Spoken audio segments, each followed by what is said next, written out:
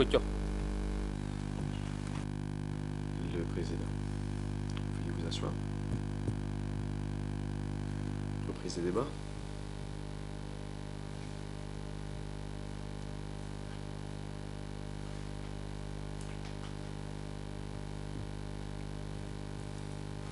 La Chambre laisse maintenant la parole à l'accusation pour la suite de l'interrogatoire du témoin.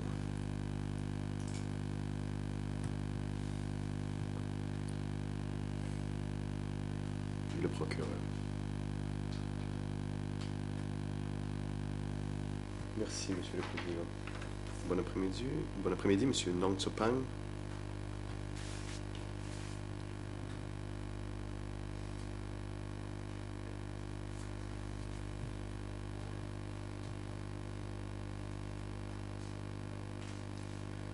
Vous nous avez fourni certains renseignements ce matin. J'aimerais vous poser d'autres questions. Avant 1975,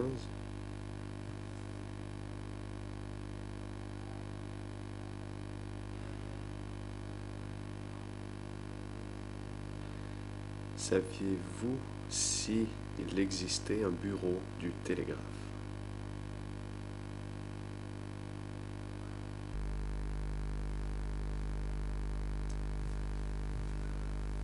Réponse.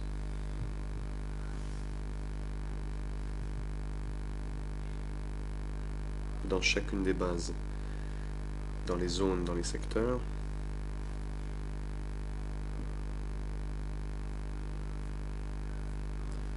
et dans les divisions,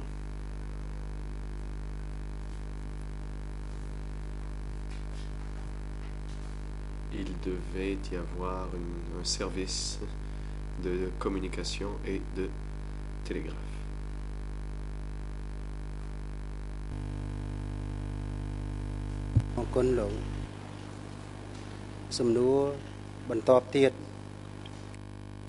Question. Toujours avant 1975.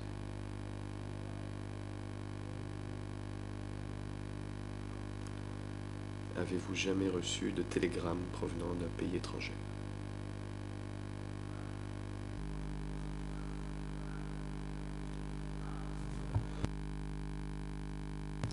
Réponse. Non.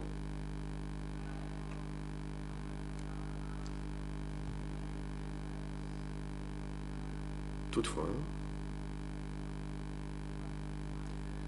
il est possible que je me trompe, mais je ne me souviens pas que mon service ait reçu de télégramme d'un autre pays. Question. Mais ma prochaine question porte sur la période après le 17 avril 1975. Quand êtes-vous venu à Phnom Penh?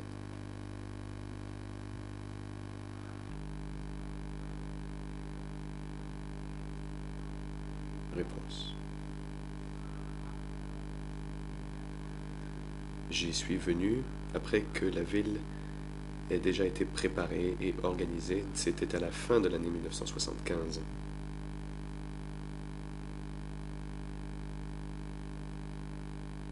C'est à ce moment-là que j'y ai déménagé.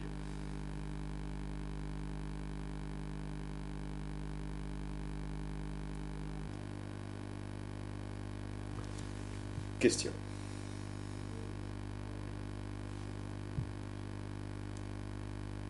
Qui a donné l'ordre que vous vous établissiez à Phnom Penh? Et pouvez-vous nous décrire à quoi ressemblait la ville lorsque vous y êtes arrivé?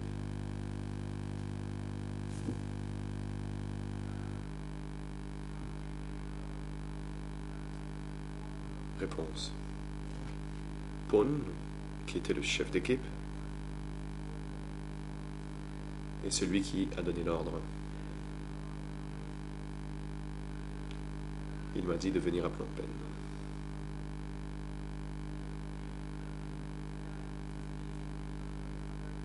À mon arrivée, j'ai remarqué que la ville était très calme et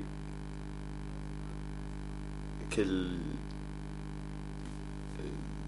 population était très réduite, elle n'était pas aussi peuplée que la ville l'est aujourd'hui.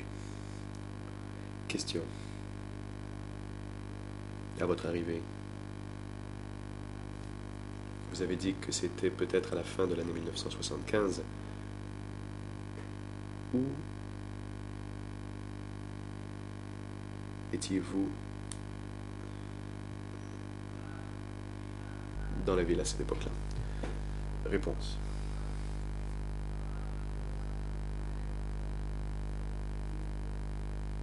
Mon bureau était près de l'école Soteros. Était à l'école Soteros, corrige l'interprète.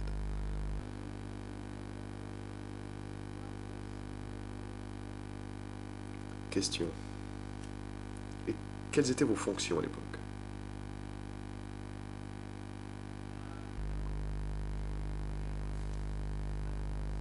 Réponse. J'étais enseignant.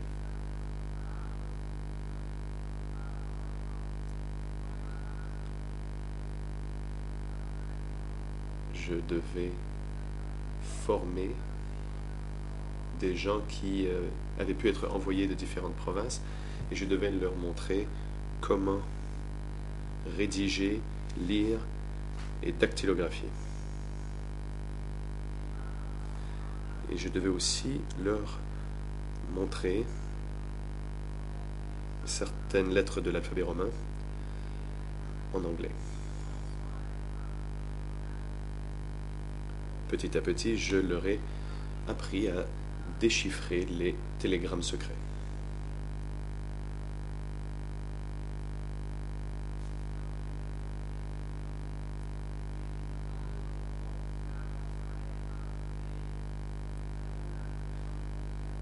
En plus de ces fonctions, j'ai aussi déchiffré des télégrammes que M. Pond m'envoyait.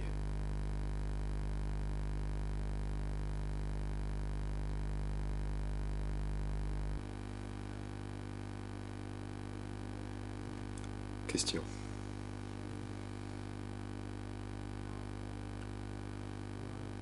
Quel âge avaient les enfants auxquels vous enseignez?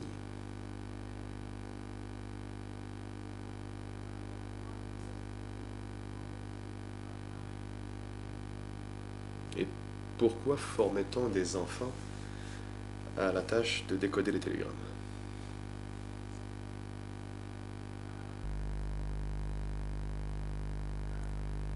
Réponse.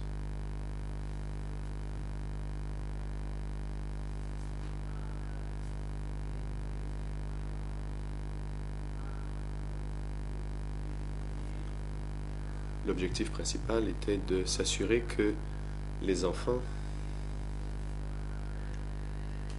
acquièrent des compétences pour pouvoir servir le parti à l'avenir.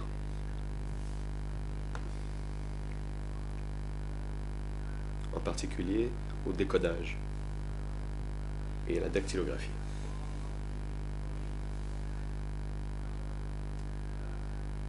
C'était des compétences importantes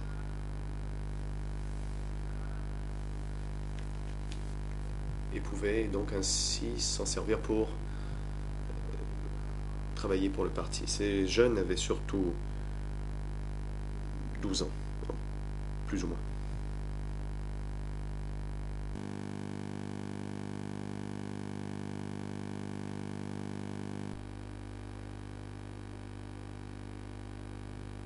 Question. Permettez-vous de vous demander quelques précisions.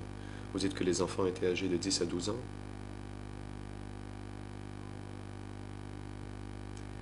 Et que les télégrammes étaient codés.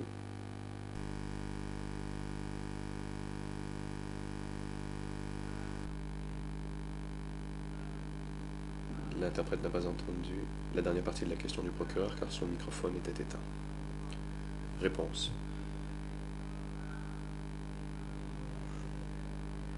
Je n'en savais pas plus. Moi, je devais les former pour qu'ils acquièrent ces compétences. Je ne sais pas si l'encart s'en est servi pour des questions militaires ou civiles. C'était l'encart de décider. Et ce n'était pas de mes affaires.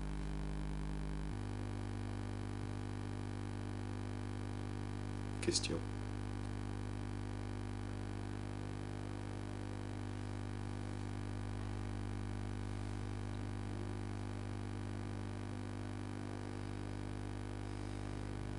À part enseigner, aviez-vous d'autres tâches? Vous avez déjà dit que vous deviez décoder des télégrammes. Que faisiez-vous d'autre? Et combien de personnes supervisiez-vous? Réponse.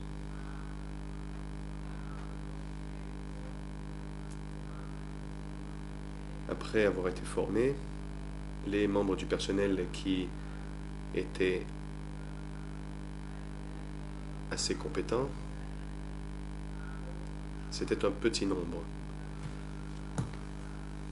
On a formé une quarantaine d'enfants à l'époque, mais seuls quelques-uns d'entre eux étaient capables de décoder des télégrammes. Question. Et ces quelques personnes travaillaient-elles pour vous?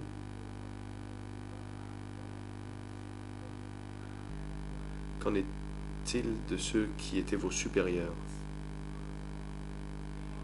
Réponse. Pon et Te étaient mes supérieurs.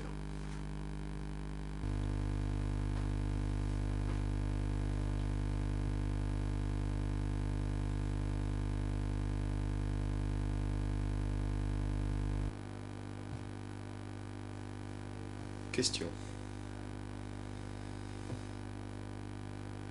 J'aimerais vous demander quelques précisions supplémentaires.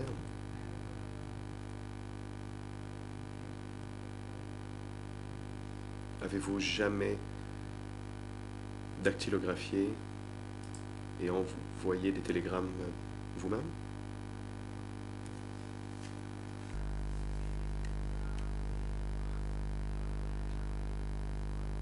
Réponse.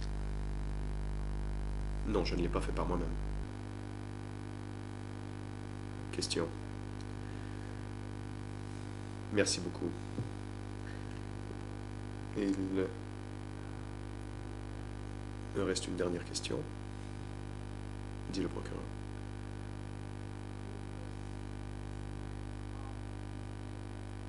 Qui était à la tête du service du télégraphe à Phnom Penh?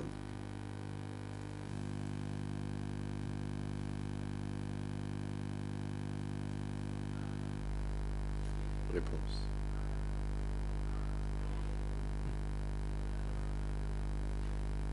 Le chef du télégraphe qui était au-dessus de moi, c'était Pon et Te. Ces deux personnes étaient ceux qui occupaient les plus hauts rangs du service des télécommunications du PCK à l'époque. Le procureur, Monsieur le Président, je vous remercie et je n'ai plus d'autres questions. Le Président, le coprocureur international, vous avez la parole.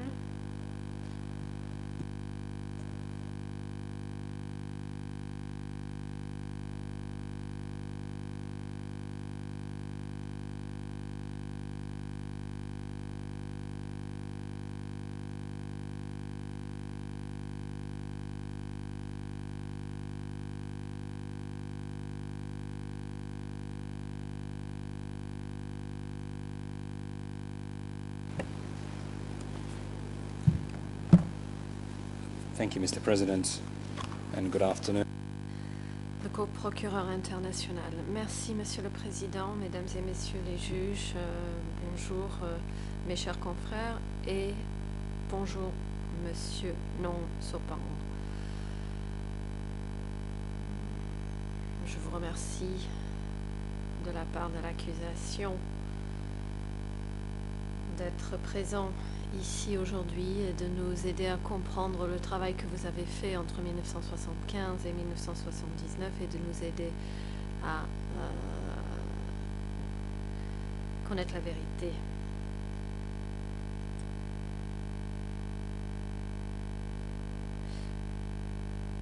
Je vais vous demander d'abord d'apporter des précisions sur un certain nombre de sujets que vous avez déjà abordés pour ensuite parler de votre travail à Phnom Penh en détail.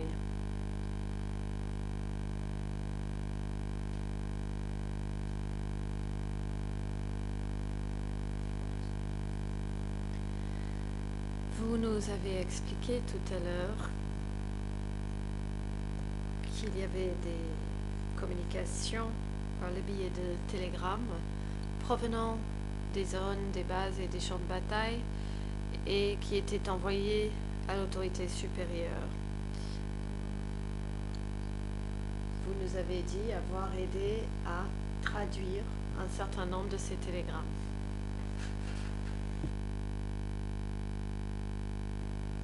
Pour commencer avec les zones, quelles étaient, d'après vos souvenirs, quelles étaient les zones qui envoyaient de tels rapports à l'époque où vous travailliez à B20?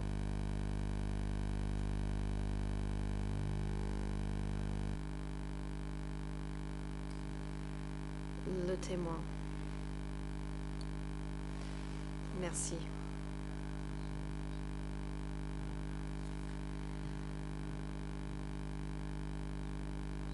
Les zones et les militaires qui faisaient rapport aux autorités supérieures. Mais d'abord, je vais vous demander une précision. Vous parlez de la période après ou avant 1975? L'accusation. Je vous parle de la période avant le mois d'avril 1975.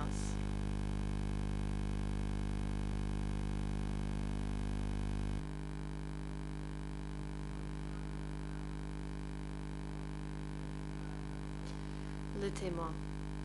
Avant 1975,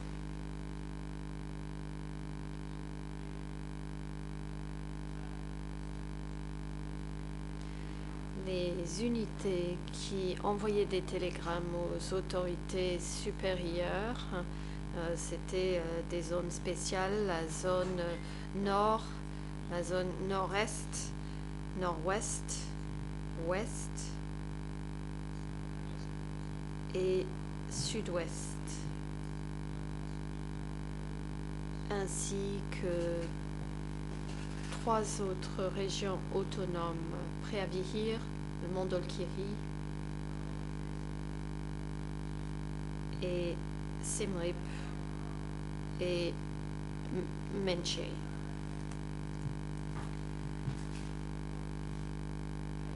Odon, Meanchey.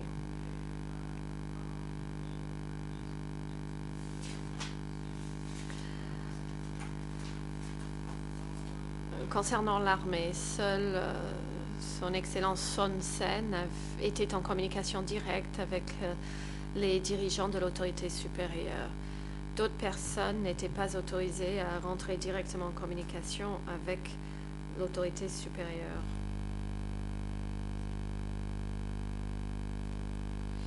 L'accusation.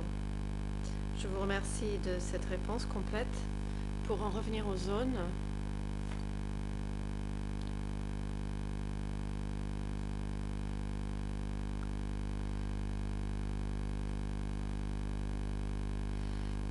lorsque vous receviez un télégramme, qu'est-ce qui vous permettait de savoir que cela provenait de la zone Est?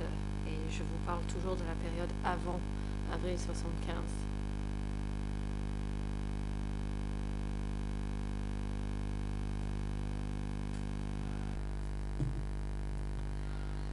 Réponse.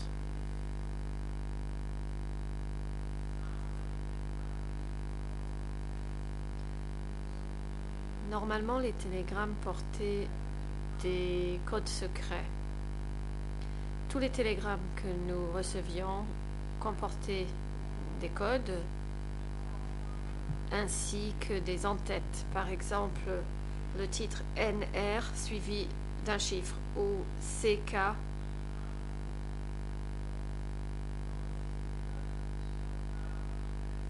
qui indiquait le numéro ou l'ordre chronologique du télégramme. Ensuite, il y avait la date. Et enfin, un numéro de code convenu. Par exemple, la zone Est portait le numéro de code A75 qui désignait la zone Est. Donc dès que je voyais qu'il était question de A75, je savais tout de suite que le télégramme était destiné à la zone Est. L'accusation. Merci. Qui attribuait ces chiffres A75 pour la zone Est et ainsi de suite pour les autres zones?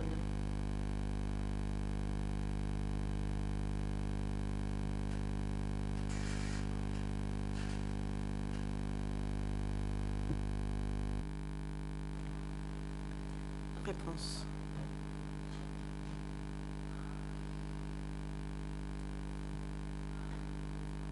Ces codes secrets étaient convenus à l'avance entre Pon et moi-même.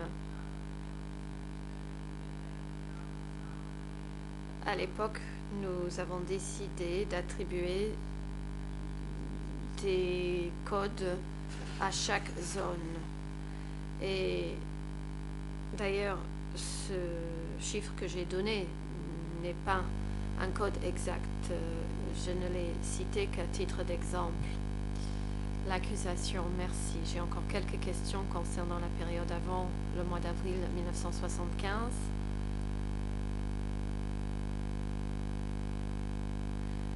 Pourriez-vous nous dire, en moyenne, à quelle fréquence chaque zone envoyait des rapports aux autorités supérieures?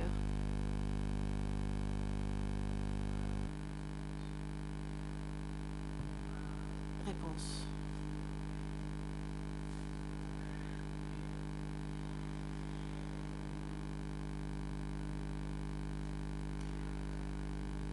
En matière de télégramme,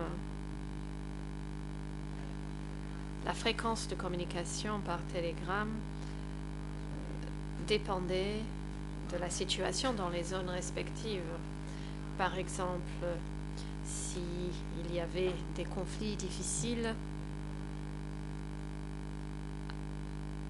alors des télégrammes étaient envoyés 24 heures sur 24. Mais dans des zones déjà libérées, les communications télégraphiques étaient moins fréquentes. Par exemple, la zone Est devait envoyer des communications très fréquentes et devait fonctionner 24 heures sur 24. C'était le cas à d'autres endroits où le conflit perdurait. Il y avait beaucoup de communication. Question. Pendant cette période, pour voir ces chiffres autrement, en moyenne, combien de télégrammes entrants traitiez-vous par jour et combien de télégrammes sortants est-ce que vous traitiez par jour, d'après votre souvenir?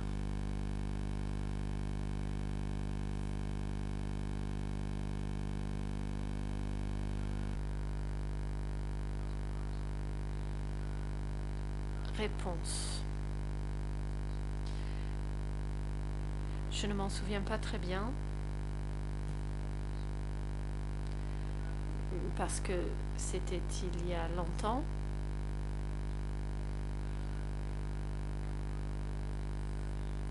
Mais comme je l'ai indiqué, la fréquence des communications télégraphiques dépendait des situations. À certains moments, je devais travailler toute la journée ainsi que la nuit afin de relayer ces télégrammes.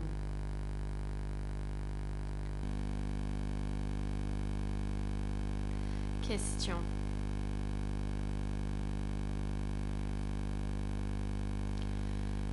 Concernant les télégrammes provenant de l'autorité supérieure,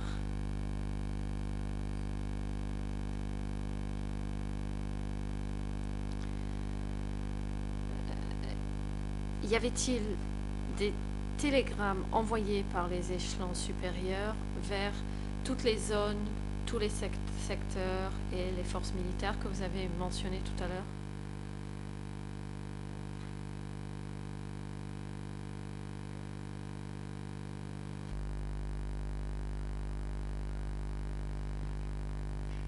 Réponse. Je regrette, mais je n'ai pas bien compris votre question. Pourriez-vous préciser l'accusation? Mes excuses, c'était en effet difficile à comprendre. Nous avons parlé de télégrammes entrants qui provenaient des zones. Vous avez mentionné les différentes zones et secteurs autonomes qui les envoyaient. Et maintenant, j'aimerais savoir s'il y avait également des télégrammes qui étaient envoyés par B20 vers les différentes zones et secteurs que vous avez mentionnés.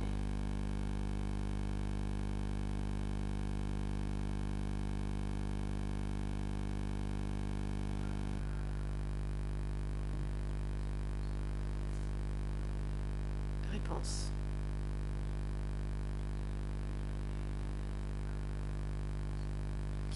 Les télégrammes sortants étaient moins fréquents que les télégrammes entrants.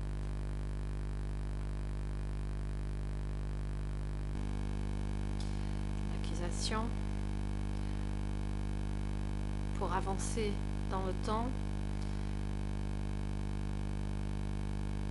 vous avez dit que à un certain moment, l'unité a été divisée en deux avec un groupe qui est resté à B20 dont vous faisiez partie, me semble-t-il, et un autre groupe dont PON qui est allé sur le front à l'ouest de Phnom Penh. Est-ce que vous vous rappelez à quel moment cela s'est produit? Début 74, fin 74, début 75? Est-ce que vous avez une idée de la période à laquelle cela s'est passé? Réponse. Mon unité a été scindée en deux à la fin de l'année 1974. Question. Lorsque PON est parti pour se diriger vers l'ouest de Phnom Penh, est-ce que vous vous rappelez qui l'accompagnait?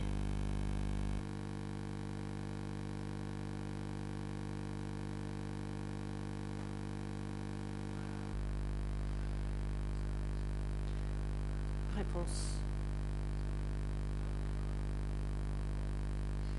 Je n'en sais rien. Ce que je savais à l'époque, c'était que PON était proche de Pol Pot. Là où Pol Pot allait, PON l'accompagnait. Question. Et lorsque PON est parti,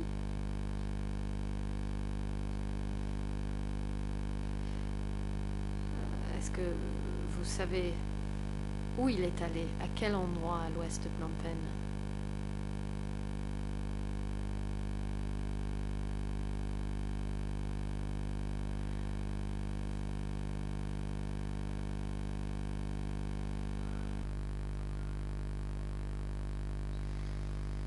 Réponse. Je ne le sais pas.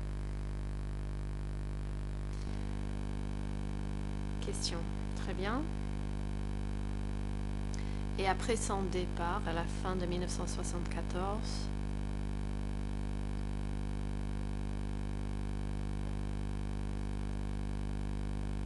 est-ce que lui-même ou Pol Pot était encore en mesure de communiquer par télégramme à partir de ce nouvel endroit à l'ouest de Phnom Penh?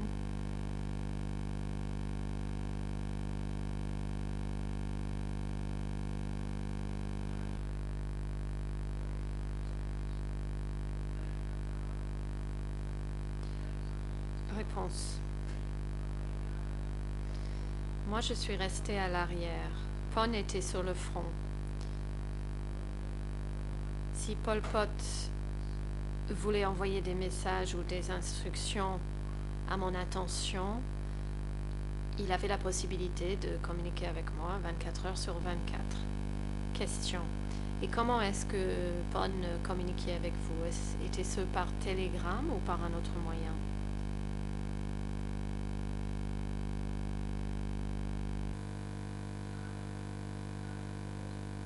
Réponse.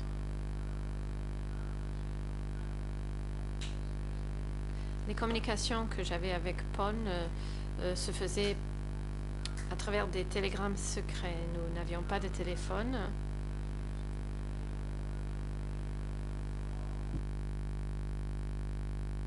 Nous utilisions le code Morse pour communiquer. Et donc, nous échangions nos communications par le biais de codes secrets. S'il s'agissait d'informations concernant une victoire sur le champ de bataille,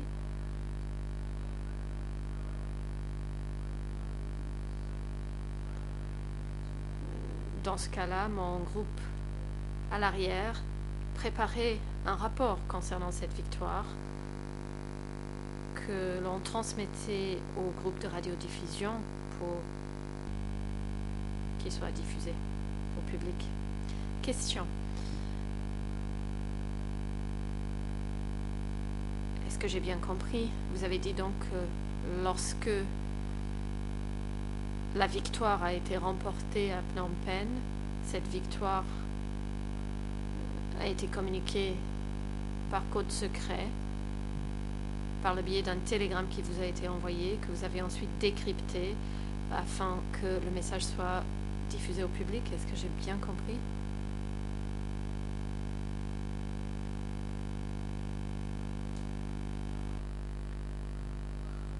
Réponse. Je regrette, mais je n'entends plus rien dans mes casques. Est-ce que quelqu'un pourrait vérifier mes écouteurs?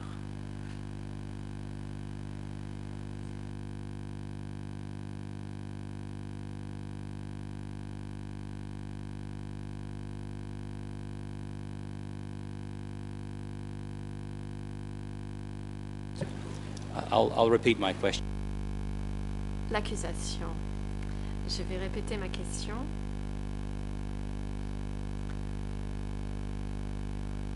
Vous avez dit que Pon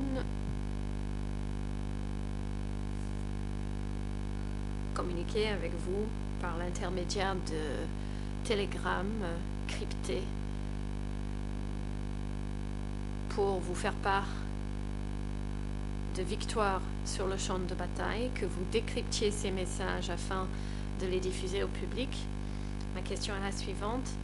Est-ce que ce message concernait la victoire du 17 avril ou y avait-il plusieurs messages?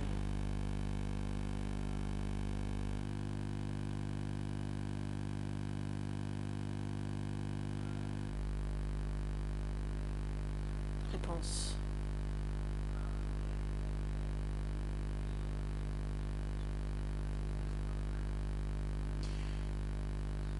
Il y avait deux catégories de télégrammes.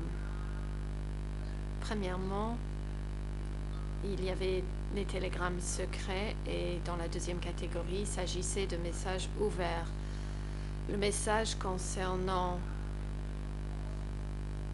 la victoire n'était pas un message secret, mais un message public. Nous n'utilisions pas de code secret, mais simplement du code Morse. Je n'avais donc pas besoin de le décrypter. J'ai juste préparé la version écrite en khmer que j'ai transmise au groupe de radiodiffusion. Question. Concernant ce message en particulier,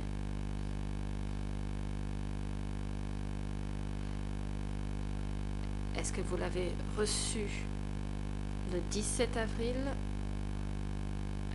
Est-ce que vous l'avez reçu et diffusé le 17 avril ou à une date ultérieure, après vos souvenirs?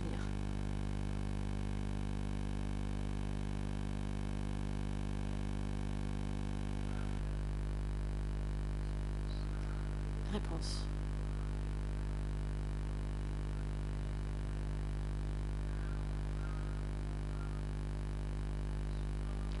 À ce moment-là, nous ne disposions pas de technologies sophistiquées. Ce n'était donc pas très rapide. Nous n'avons pas diffusé l'annonce de la victoire immédiatement après l'avoir remportée. Je me souviens que cette victoire a été remportée à 9h30, mais mon groupe a reçu le message vers 10h. Je devais ensuite préparer le document écrit à transmettre au groupe de radiodiffusion.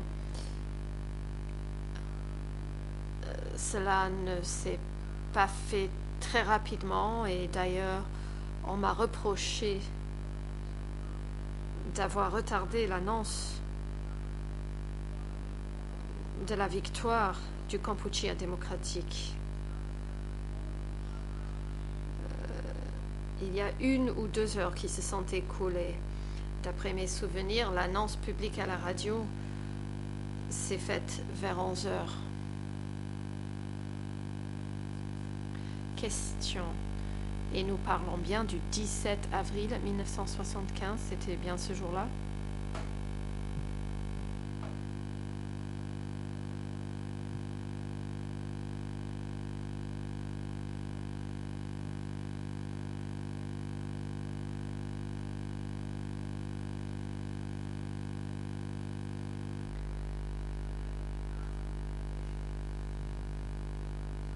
Réponse.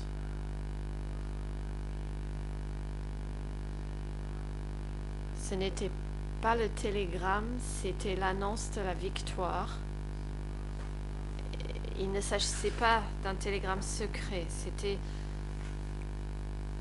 l'annonce de la victoire et la prise de Phnom Penh. Question. J'ai encore une question concernant la période avant 1975. Dans votre déclaration,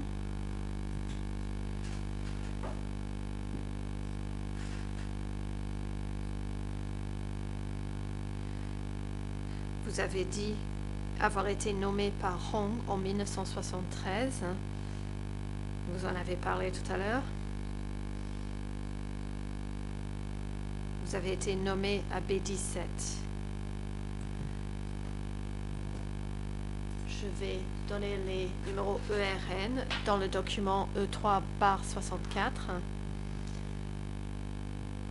Et les ERN sont les suivants en Khmer. 0032 8023, en français 0041 16 94 et en français 0034 40 42. Et je vais vous lire un extrait et vous demander de nous expliquer ce que vous vouliez dire. Et je cite. En 1973, le comité du secteur de Preavé, le dénommé Hong, m'a nommé pour travailler au comité central du parti, le B17, qui était un endroit pour se forger et qui était chargé entre autres de la production de nourriture. Comment saviez-vous que B17 était lié au comité central du parti à cette époque?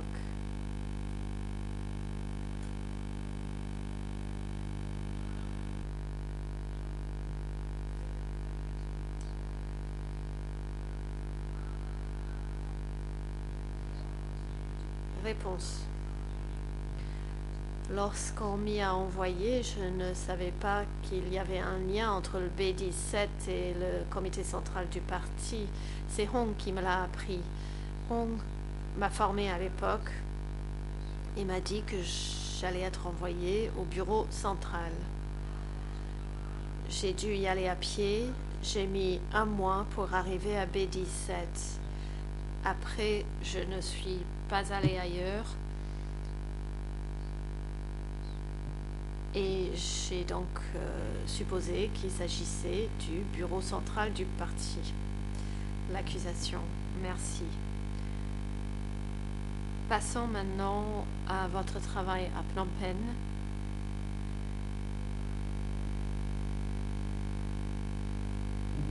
Vous avez déjà dit à mon confrère que vous étiez chargé de 2 types d'activités. Vous enseignez aux enfants de 12 ans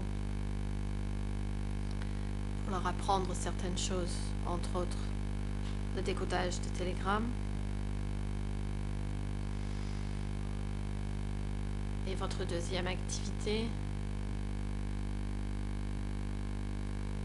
consistait à diriger un bureau de décodage de télégrammes.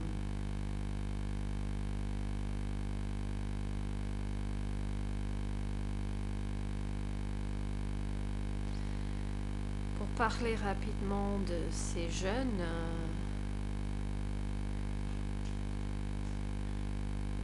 élèves, est-ce qu'ils retournaient dans les bases après avoir reçu cette formation à l'école?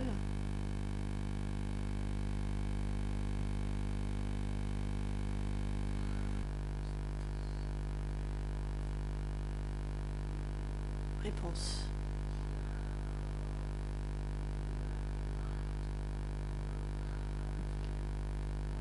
Ankar obligeait certains enfants à aider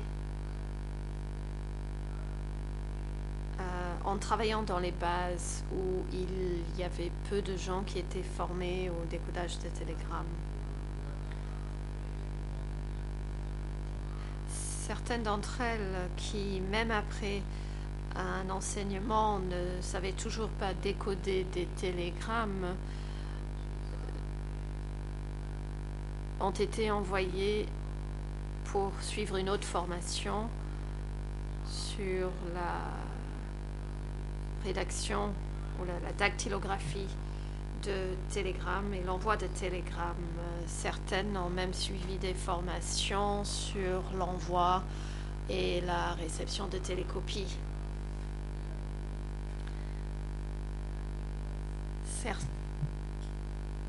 Certains enfants qui n'avaient vraiment pas de bons résultats ont été envoyés pour être formés en tant que chauffeurs. Question. Les enfants qui étaient renvoyés vers des bases pour décoder les télégrammes, savez-vous si ces enfants travaillaient dans des bureaux du télégraphe, bureaux avec lesquels le centre du parti était en communication après 1975?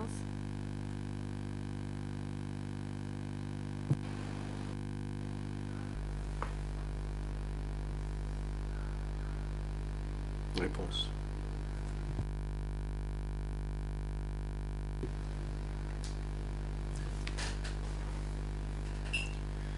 Je me souviens que 2 enfants ont été envoyés dans la zone nord-est, un à Mondulkiri et un autre dans la province de Kratchie.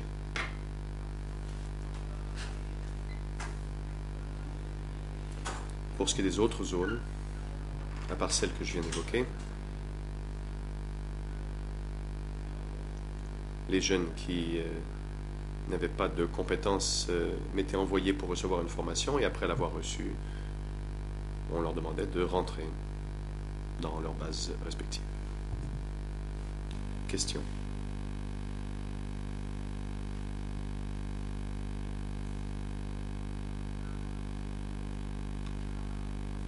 Quand avez-vous tenu une session de formation pour la première fois à Phnom Penh? Vous étiez arrivé à Phnom Penh à la fin de l'année 75. Quand avez-vous donné votre premier cours en décodage de télégrammes?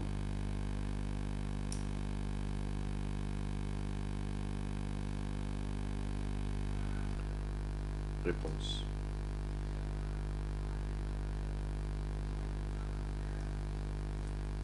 J'ai donné 2 cours, le premier en 76 et j'ai donné un autre cours à la mi-77, donc 2 cours.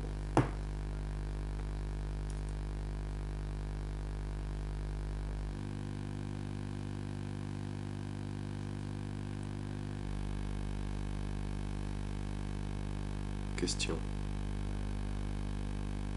D'après vos souvenirs, lors de ces cours,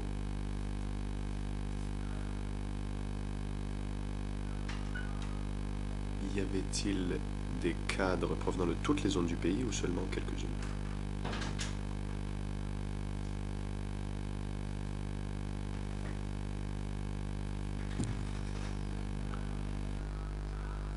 Réponse. Pas des cadres.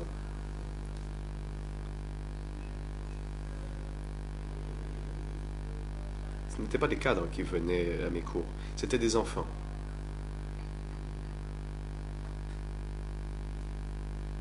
Des enfants qui avaient été envoyés pour apprendre le code et qui devaient acquérir les compétences de décodage. Et c'est pourquoi elles avaient été envoyées pour recevoir des cours de ma part. Le procureur, je vous remercie de me corriger. J'ai employé le mauvais terme. Toujours sur le même sujet. Vous souvenez-vous si les enfants venaient de toutes les zones ou seulement quelques-unes des zones du pays?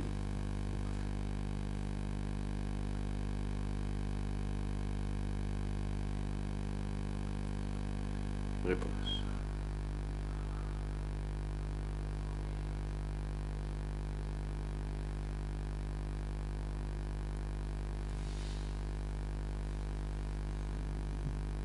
Je crois me souvenir que seulement quelques-unes des zones envoyaient des enfants, pas toutes.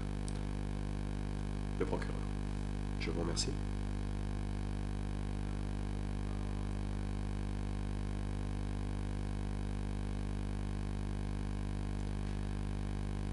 Avant de passer au travail de décodage ou de télégraphiste, j'aimerais savoir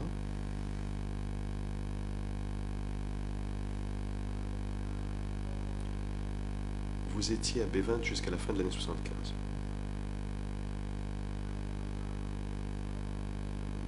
Et vous avez continué de travailler au sein de votre service de décodage de télégrammes.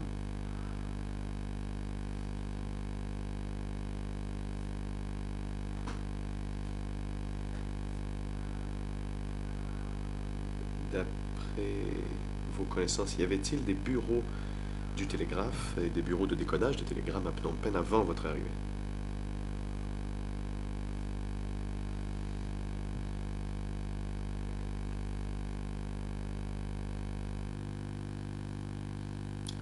Réponse.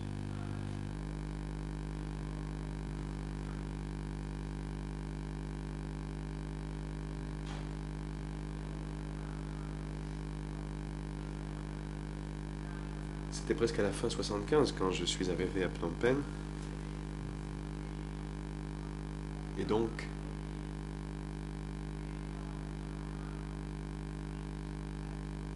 le service de télégraphe était déjà en place. Pon et son groupe étaient arrivés à Phnom Penh avant moi.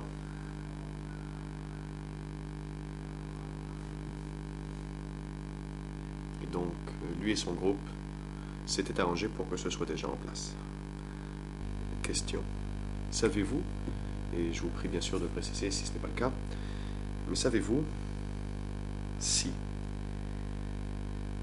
ces services ont été créés tout de suite après l'arrivée des leaders à Phnom Penh ou un certain temps après?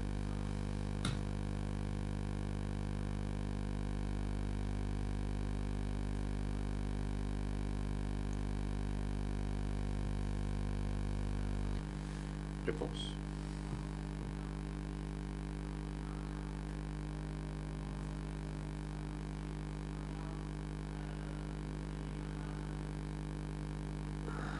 Quand vous parlez de la création immédiate, vous parlez des zones ou des villes?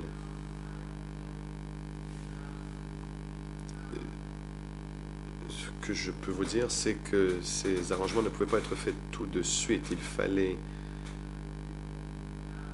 communiquer avec les diverses zones. Quand je dis que ce n'était pas immédiat,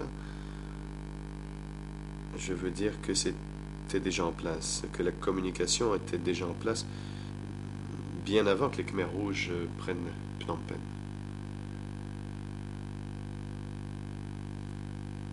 Question.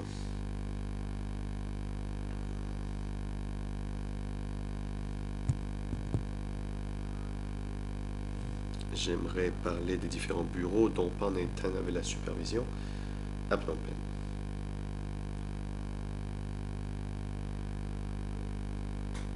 Et laissez-moi, afin d'accélérer un peu cet interrogatoire, de citer votre déclaration, puis nous vous poserons des questions sur cette base. Donc une fois de plus, il s'agit du document E3/64.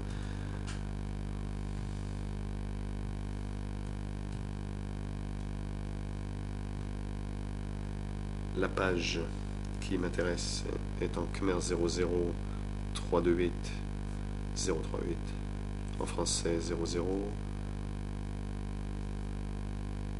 41 16 99 et en anglais 00334 049. Laissez-moi simplement citer votre déclaration, M. Span, et je cite: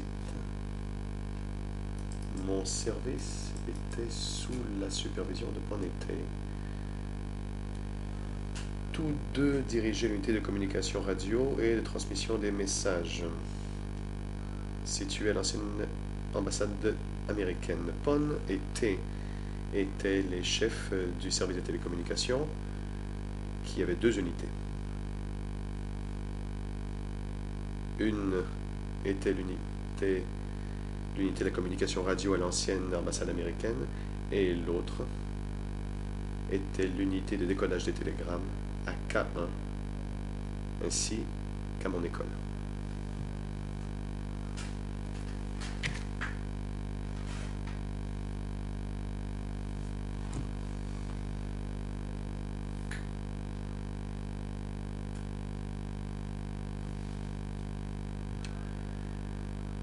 Devons-nous comprendre donc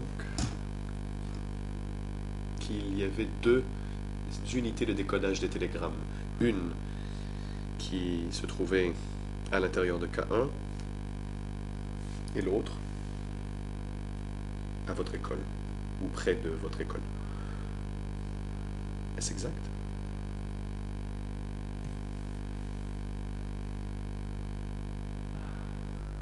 Réponse: effectivement.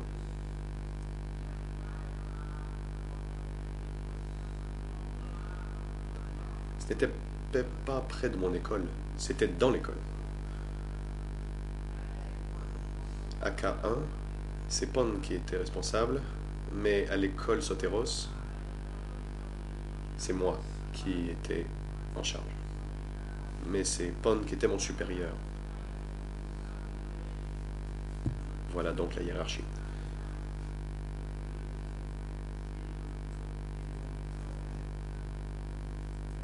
Pour ce qui est de la communication à l'ancienne ambassade américaine, c'est M. Hughes qui était responsable.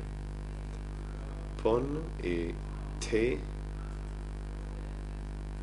avaient la responsabilité de mon unité et de celle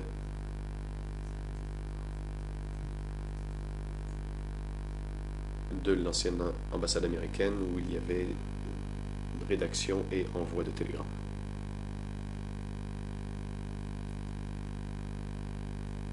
Question. Le bureau de l'ancienne ambassade américaine, qui était une unité de transmission, Vous venez tout juste de dire que c'était quelqu'un du nom de Yus qui en avait la responsabilité. Dans votre deuxième déclaration, vous l'identifiez comme étant le chef de K-18.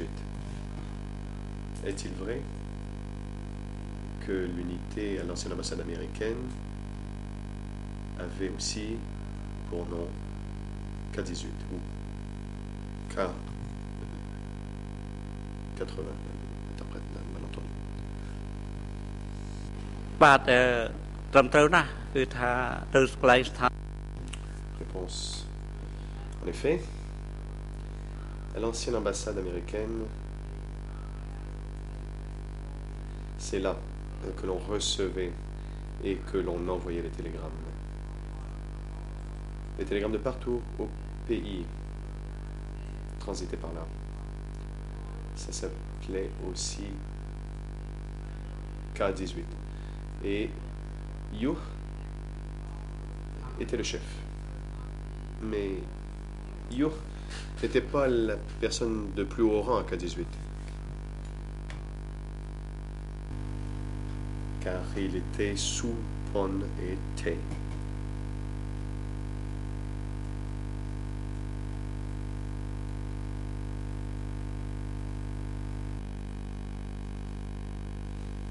Question.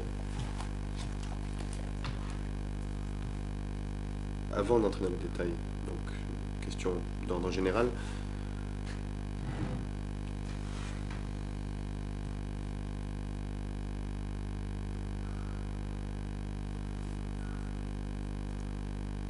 Pour ce qui était des télégrammes envoyés à Phnom Penh, ils étaient reçus à K-18 avant d'être décodés soit à K1 ou à votre école.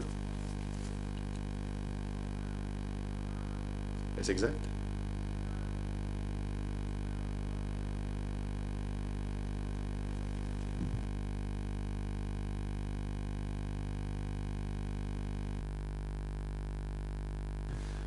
Réponse.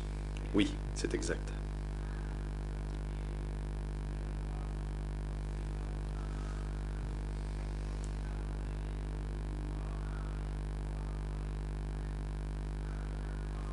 Quand les zones et secteurs où les commandants comme Son Sen voulaient envoyer des messages, ils passaient par K-18.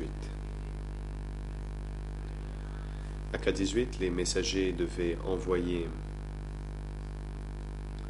les messages à K1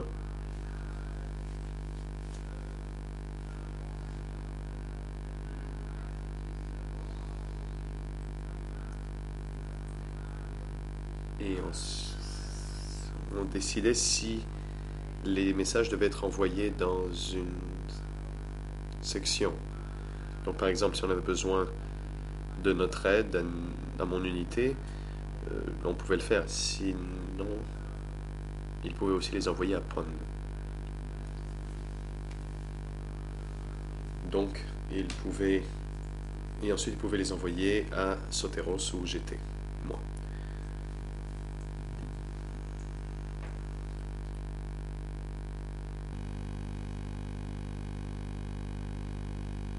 Question. Pour reprendre donc sur cette dernière explication,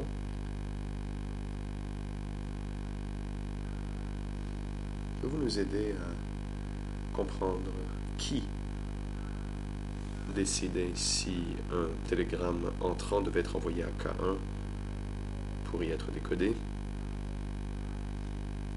ou à votre école?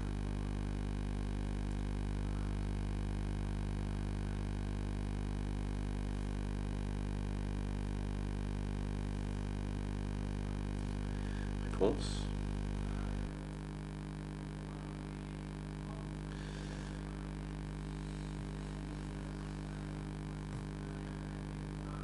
Pon avait l'autorité nécessaire pour gérer la question des télégrammes. Et c'est lui qui affectait les tâches à moi, par exemple, de faire décoder, enfin quand je devais décoder des télégrammes, et les télégrammes que lui devait recevoir, dont il était responsable. Il devait aussi dire à Yuh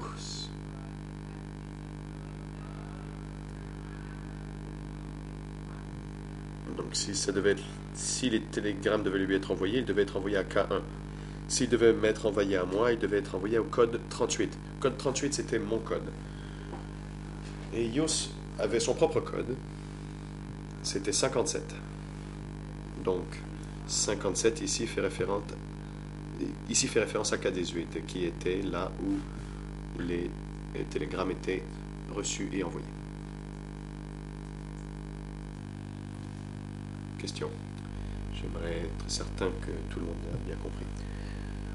Pond avait-il donné un ordre permanent quant au quel télégramme devait lui être envoyé, lesquels devaient être envoyés à votre école?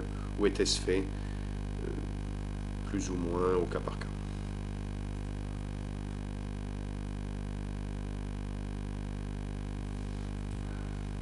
Réponse. Oui, c'est lui qui prenait la décision. Par exemple,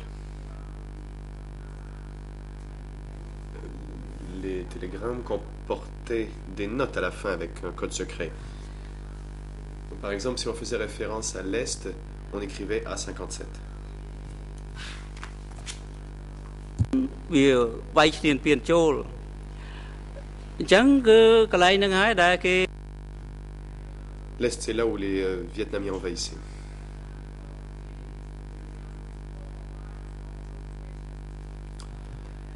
Et c'était un endroit très important. Et les télégrammes qui provenaient de cet endroit devaient être décodés à K1. Pour ce qui est des télégrammes envoyés ailleurs, où il n'y avait pas de conflit très sérieux, c'est moi qui m'occupais du décodage.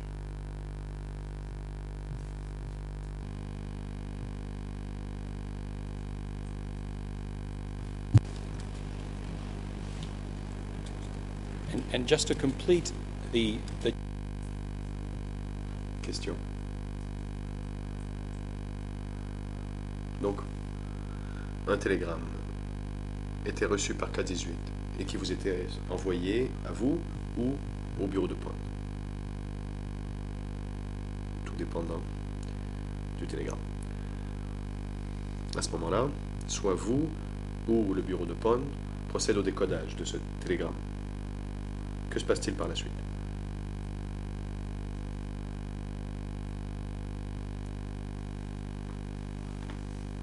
Réponse.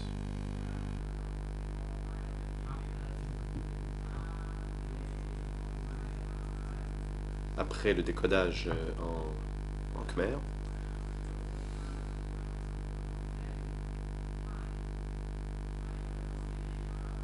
on dactylographiait le texte du message et je mettais le texte dans une enveloppe et il y avait un tiroir pour K1 qui lui était le destinataire et c'est lui ensuite qui s'en occupait.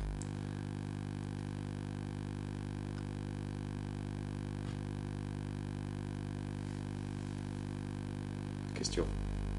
Quand vous dites que le destinataire était K1, votre cible était K1.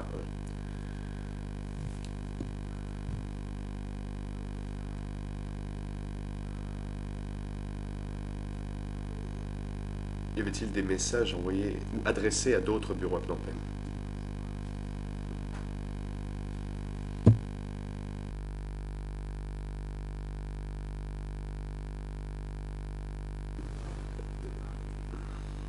Réponse. Quand vous parlez des télégrammes entrants, d'abord les télégrammes arrivés codés devaient ensuite être décodés.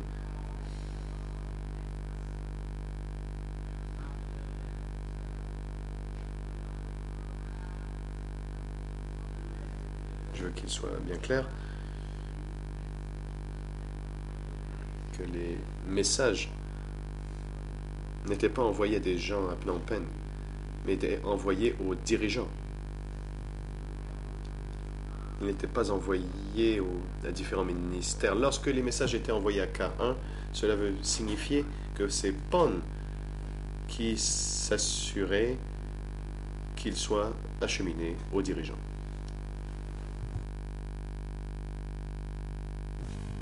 Le procureur. Je vous remercie. Peut-être reviendrons-nous sur ce thème plus en détail.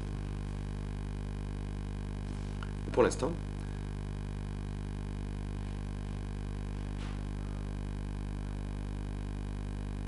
j'aimerais que l'on discute des télégrammes qui étaient envoyés.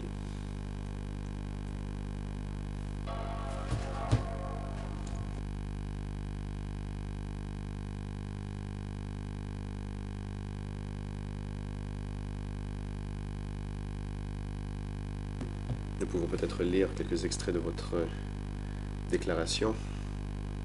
Nous pourrons ensuite poser des questions. Il s'agit toujours du document E3/64. Le RN de la page 0032 80 30. Français 00 41 16 99. 00 33 40 49. Voici comment vous nous avez décrit le processus dans cette déclaration. Monsieur Nansopan, je cite, « Si le comité 870 voulait envoyer un message, PON était allé les récupérer en personne de leur part. Ils prenaient des notes des mots du comité 870, puis prenaient ce message manuscrit et l'envoyaient au bureau des télégrammes pour que le texte soit codé. Après le codage, le message était donné à mon messager personnel ou le messager de K1 pour qu'il soit envoyé à la communication radio à l'ancienne ambassade. Yos, qui était responsable de l'unité de communication radio là-bas, envoyait le message à sa destination. Le message qui était envoyé par l'unité de communication radio était en chiffre codé, car le texte avait déjà été codé par les codeurs et l'unité où il était envoyé le recevait aussi en message codé. Donc, j'aimerais m'assurer que nous ayons bien compris. Les messages envoyés étaient d'abord manuscrits de la main de PON ou T, selon les instructions qui lui étaient données, puis étaient codés soit par les traducteurs de K1 ou des codeurs de soit vous ou votre personnel allé à votre école. Est-ce exact?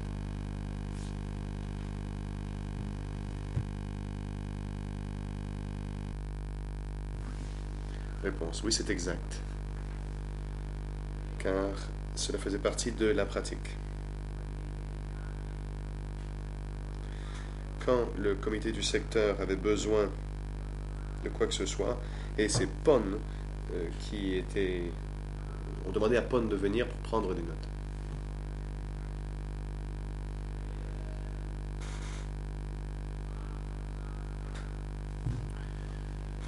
Pour que les messages soient envoyés dans les différentes zones ou secteurs. Après avoir obtenu les messages,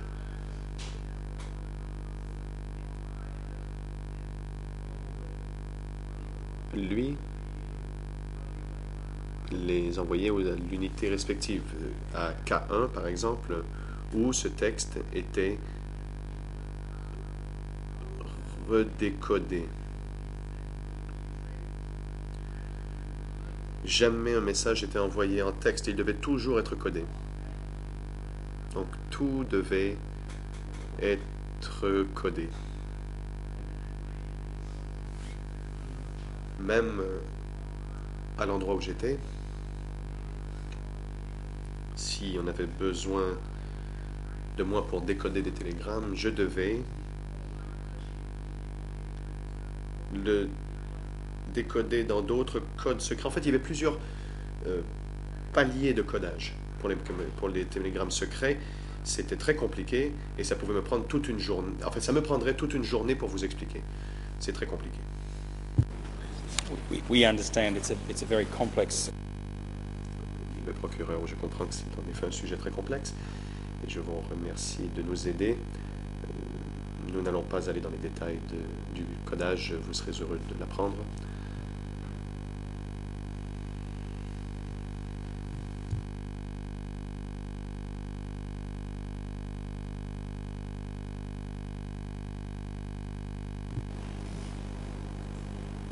Now, we discussed incoming telegrams and outgoing telegrams. Nous avons parlé du codage des télégrammes. Pouvez-vous nous dire, d'après vos souvenirs, combien de télégrammes entrants, environ, votre école ou votre unité décodait-elle de télégrammes par jour?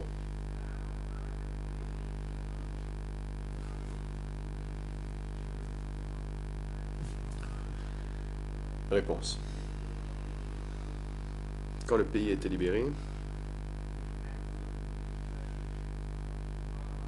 pendant cette période de libération, on devait décoder beaucoup de télégrammes. Il fallait travailler jour et nuit.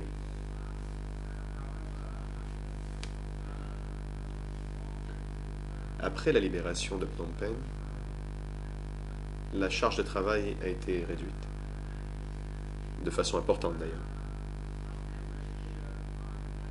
En moyenne, par jour, on décodait entre 4 et 10 télégrammes.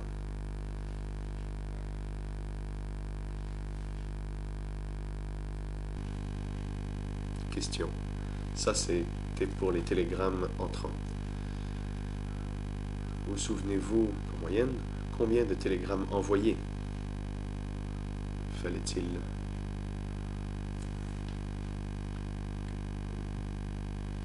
coder?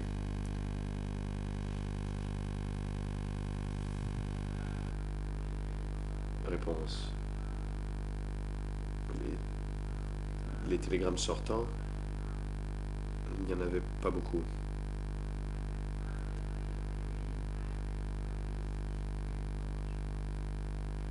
À l'époque, il y avait des télégrammes très brefs que nous devions envoyer.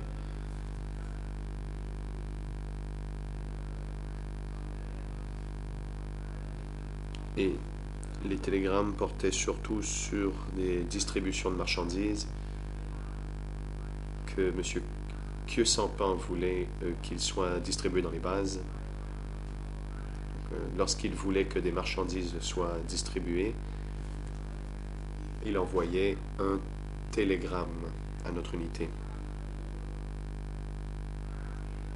pour que l'autre partie puisse s'attendre à ce que puisse connaître la quantité de marchandises à être livrée.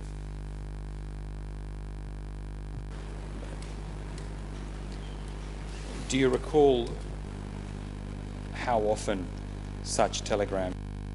Question. Est-ce que vous vous rappelez à quelle fréquence les télégrammes étaient envoyés par M. Khieu Samphan? Est-ce que c'était de façon quotidienne, une fois par semaine, une fois par mois? Si vous en avez le souvenir.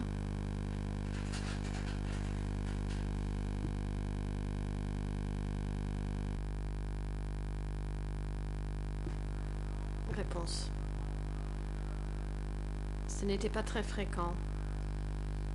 Une fois tous les 10 jours. Mais si on prend les télégrammes entrants et les télégrammes sortants, alors il y avait beaucoup de télégrammes qui entraient et qui sortaient.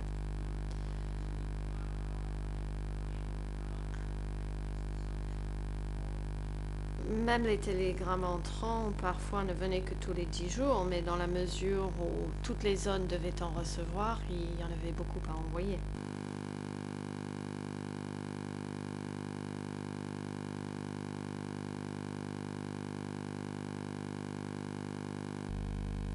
Question.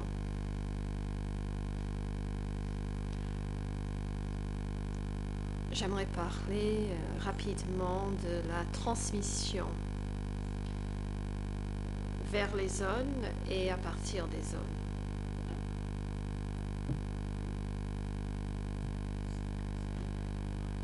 Vous nous avez dit qu'avant 1975,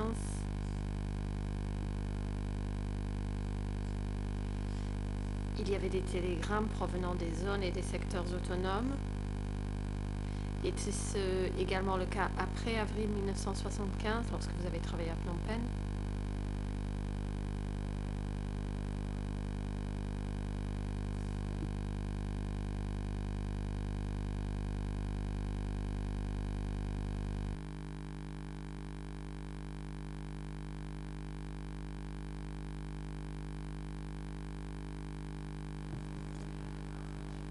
Réponse. L'organisation des zones et des secteurs était la même avant et après 1975, à l'exception d'une unité des télégrammes concernant la zone spéciale. La zone spéciale, c'était à Phnom Penh. Mais c'était bien sûr le cas en termes d'organisation des télégrammes. Cela s'est fait comme avant avril 1975. Question, est-ce que cette communication télégraphique s'est poursuivie pendant toute la période où vous étiez à Phnom Penh?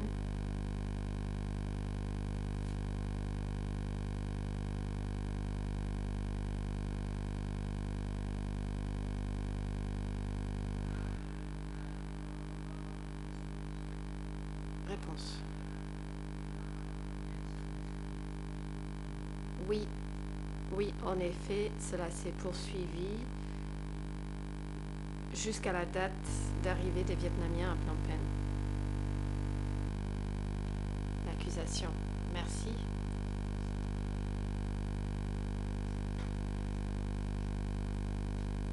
Pour se concentrer maintenant sur les transmissions elles-mêmes, j'aimerais me référer à votre deuxième déclaration et vous demander quelques détails. Il s'agit du document E3/67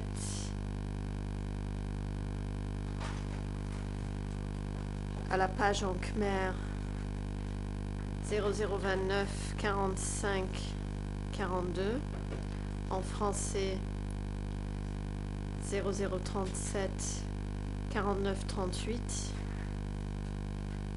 et en anglais 0048 39 71.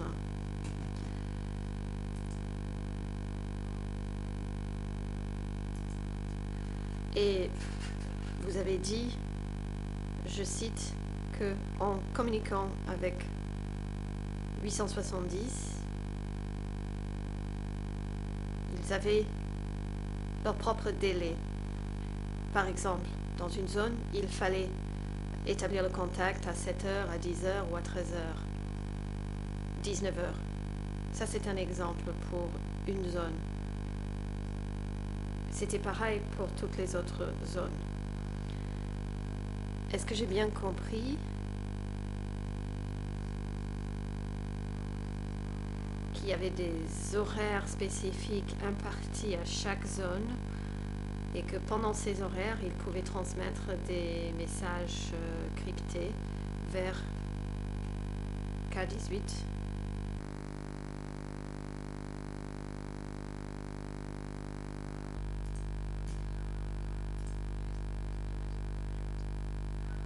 Réponse oui, c'est exact.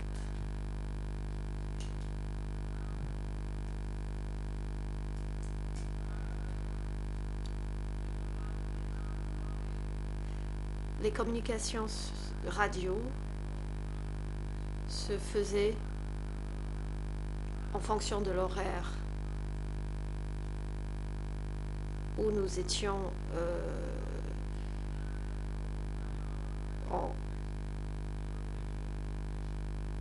en mesure d'établir des communications. Il s'agit de la radiocommunication.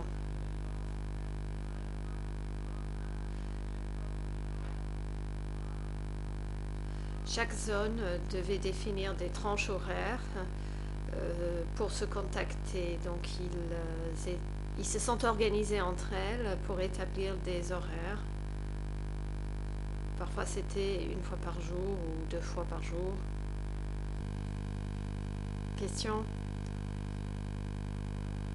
Pour être certain d'avoir bien compris votre réponse.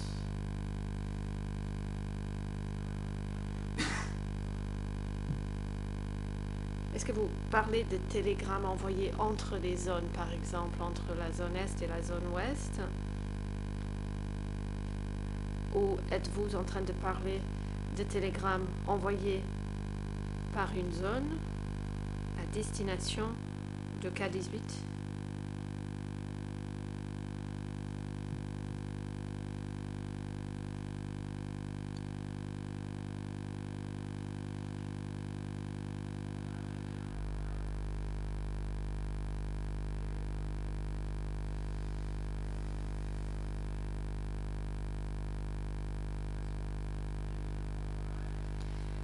Réponse.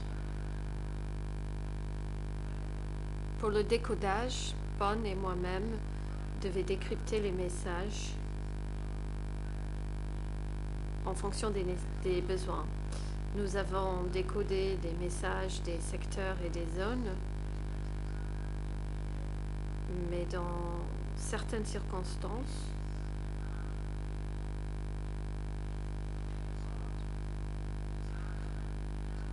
lorsque les zones, par exemple, Est ou Nord-Est, étaient particulièrement actives, le message devait m'être confié.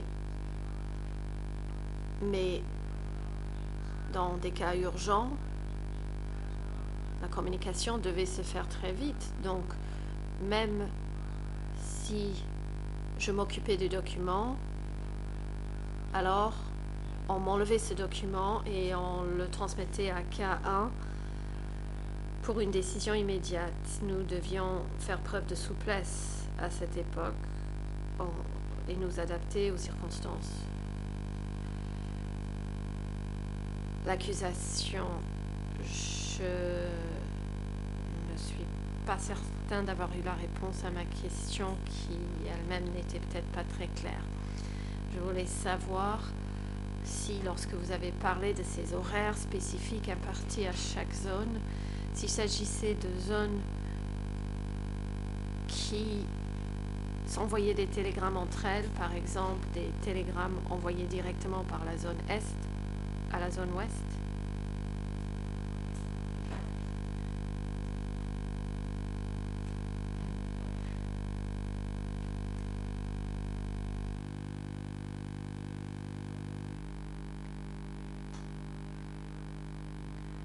Réponse.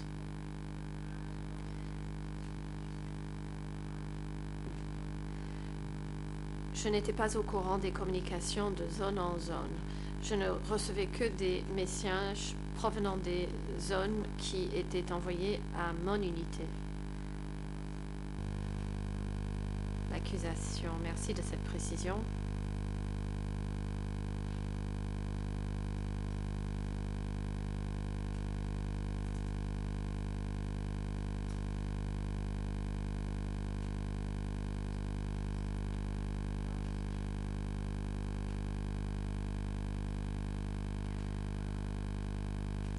Est-ce que la radiocommunication entre K18 et les zones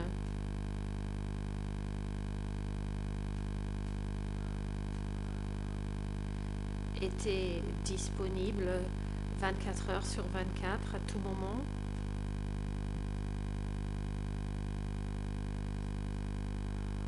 Ou bien est-ce que le service était restreint?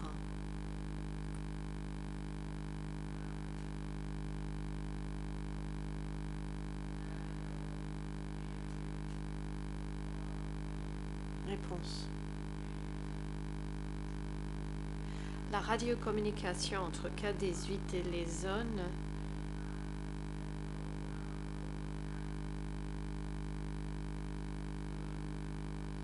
devez respecter les horaires précisés pour la radiocommunication que j'ai décrite tout à l'heure. Parfois, la communication se faisait 3 fois ou 2 fois ou 1 fois par jour en fonction de la situation à l'époque. Néanmoins, si les circonstances le justifiaient, on pouvait convenir de ne pas se limiter aux horaires attribués et d'être disponible 24 heures sur 24.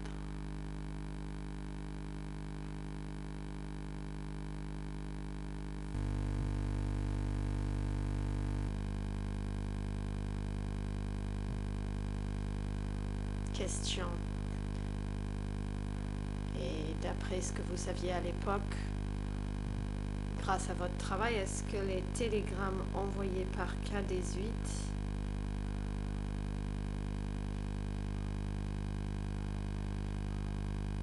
étaient-ils toujours reçus par les zones ou par les autres bureaux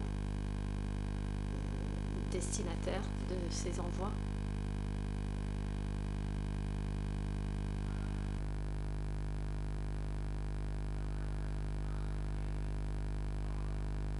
Réponse. Ça, je ne le sais pas. Je n'ai pas dit que j'étais certain que ces télégrammes soient parvenus à leur destinataire.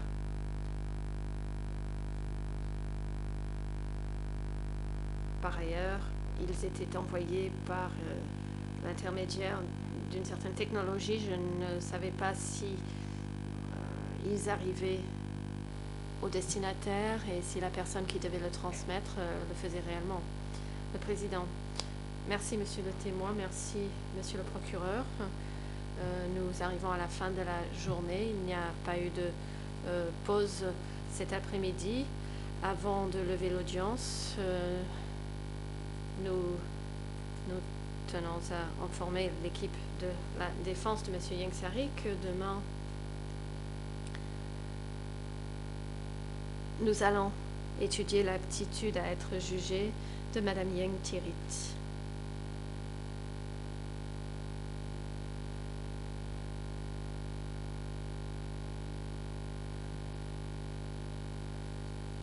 Les 2 accusés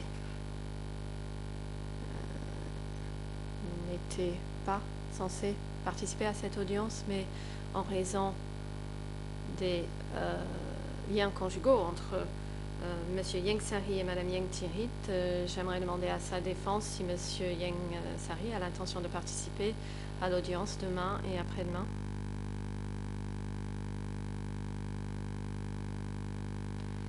Maître Ang Udom. Bonjour, Monsieur le Président, Mesdames et Messieurs les juges. Bonjour, chers confrères et à tout le monde.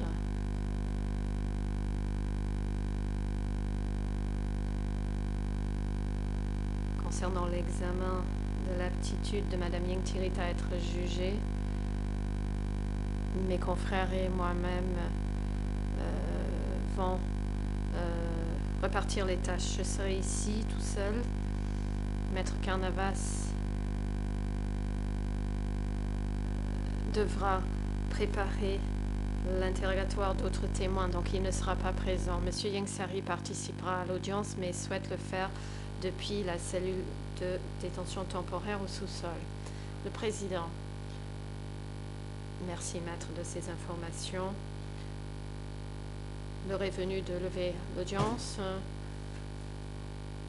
Quant à la déposition de M. Norm Sopong, nous le reprendrons lundi à 9 h.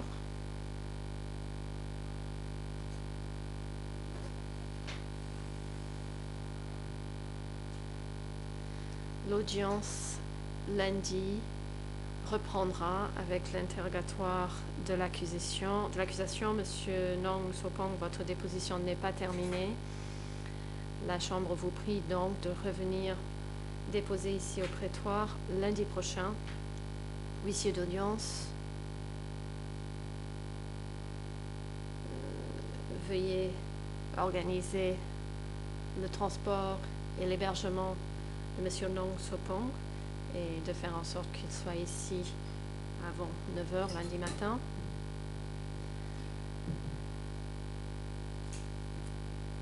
La Chambre tient à informer les parties et les membres du public que demain et après-demain,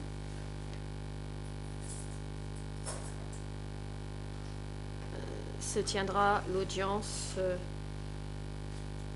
de l'examen de l'aptitude de Mme Ieng Thiriet à être jugée. Nous entendrons le rapport des experts concernant la réévaluation de son aptitude à être jugée.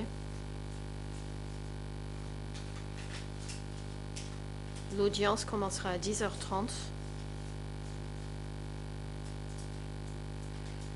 Puisque nous devons attendre l'avocat international de Mme Ieng Thiriet, Maître Diana Ellis, arrivera à l'aéroport de Phnom Penh à 10 h demain matin.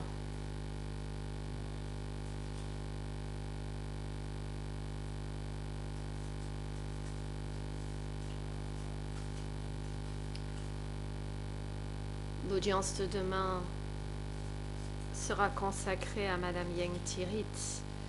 Les équipes assurant la défense de M. Khieu Samphan et M. Nunchia n'ont pas donc besoin d'être présentes. Les gardes de sécurité sont priés de raccompagner les accusés au centre de détention et de les raccompagner ici au prétoire lundi avant 9 h. Néanmoins, demain, le 30 août,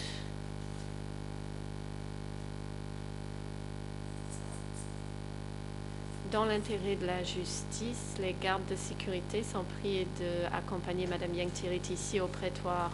M. Ieng Sary restera dans la cellule de détention temporaire au sous-sol et suivra l'audience par des moyens audiovisuels.